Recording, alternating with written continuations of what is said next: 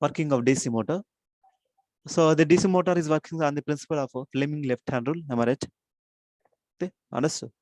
So this Fleming left hand rule used to find out the direction of the force acting on the armature conductors of a DC motor. Okay, the Fleming left hand rule used to find the force of the armature conductors, the force acting on the armature conductors of the DC motor. Okay, by using Fleming left hand rule used to find the direction of force acting on the armature conductors of the DC motor. So this is called Fleming left hand. Okay, for left hand, these are three fingers are represented in a perpendicular. Understood? So this generally this is called thumb, this is called point finger, and this is called middle finger. Okay, middle finger, point finger, and this is called thumb. These are all placed like perpendicular to each other.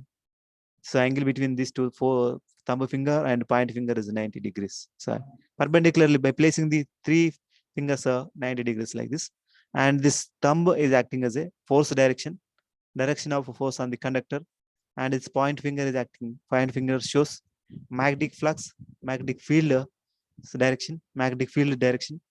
Okay, that is called north to south. Magnetic flux passing from north to south. No?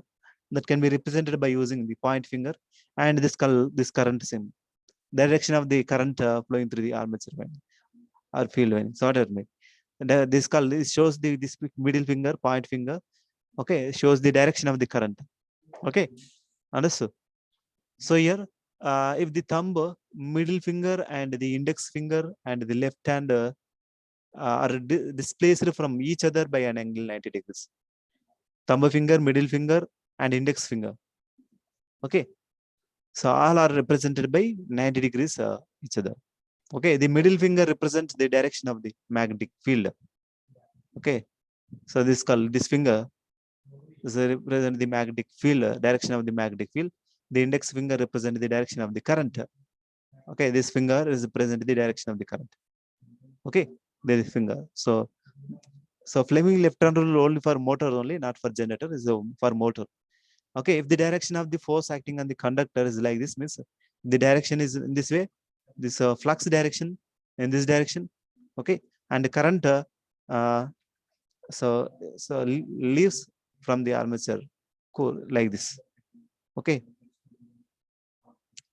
understood. So this index finger represents the direction of the current.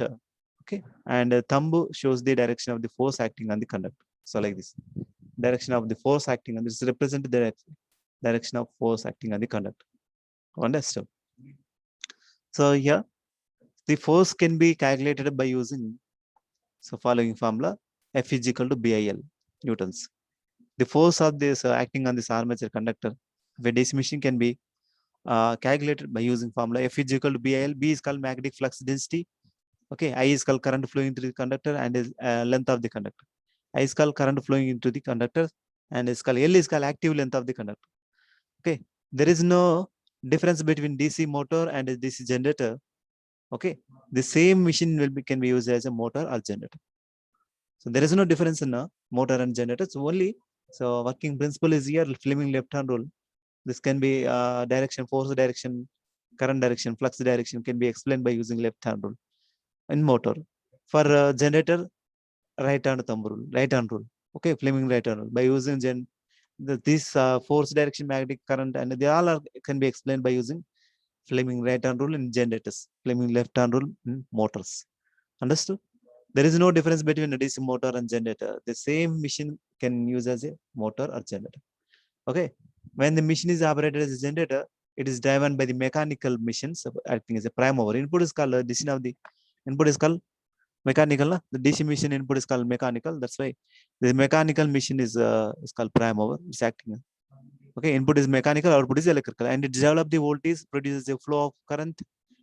Okay, in an electric circuit. Okay, when machine is operated as a motor, it is supplied electrical current and develops torque, which produces mechanical action. Okay, so this concept regarding to the how this induction DC machine is working. Okay, so this is called as a back EMF. So this is a moment of EMF developed in this armature winding of this Okay, motor is called, that is called back EMF. Understand?